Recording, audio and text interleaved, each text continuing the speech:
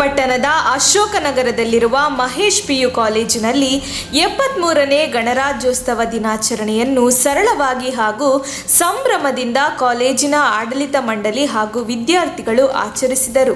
ಕಾಲೇಜಿನ ಪ್ರಾಂಶುಪಾಲರಾದ ವಿದ್ಯಾ ಪಾಟೀಲ್ ಧ್ವಜಾರೋಹಣ ನೆರವೇರಿಸಿ ಮಾತನಾಡಿ, ಭಾರತದಲ್ಲಿ ಪ್ರತಿ ವರ್ಷ ಜನವರಿ 26ರಂದು ಗಣರಾಜ್ಯ ದಿನವೆಂದು ಸಂಭ್ರಮದಿಂದ ಆಚರಿಸಲಾಗುತ್ತದೆ.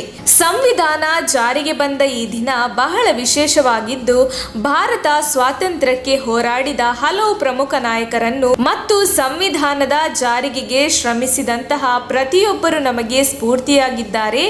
ಈ ದಿನ ಪ್ರಾಂಶುಪಾಲರಾಗಿ ಧ್ವಜಾರೋಹಣ ಮಾಡಿದ ಹೆಮ್ಮೆ ನನಗಿದೆ ಎಂದರು.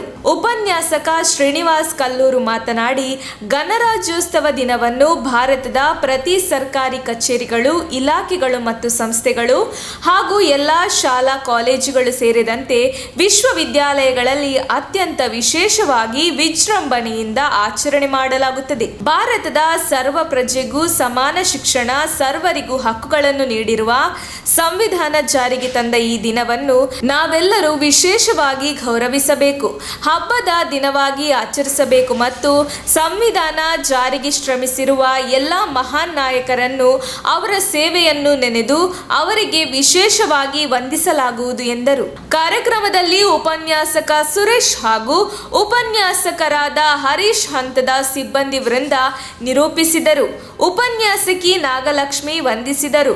ಕಾಲೇಜಿನ ವಿದ್ಯಾರ್ಥಿಗಳು ಶಾಂತಿ ಸೌಹಾರ್ದತೆಯ ಸಮವಸ್ತ್ರವನ್ನು ಧರಿಸುವುದರ ಮೂಲಕ ಕಂಗೊಳಿಸಿದರು. ನಮ್ಮ ತುಮಕೂರು ಮಾಧ್ಯಮದ ವಿಶೇಷ ಸುದ್ದಿಗಳನ್ನು ನಿರಂತರವಾಗಿ ಪಡೆದುಕೊಳ್ಳಲು ಚಾನೆಲ್ ಅನ್ನು ಸಬ್ಸ್ಕ್ರೈಬ್ ಮಾಡಿ.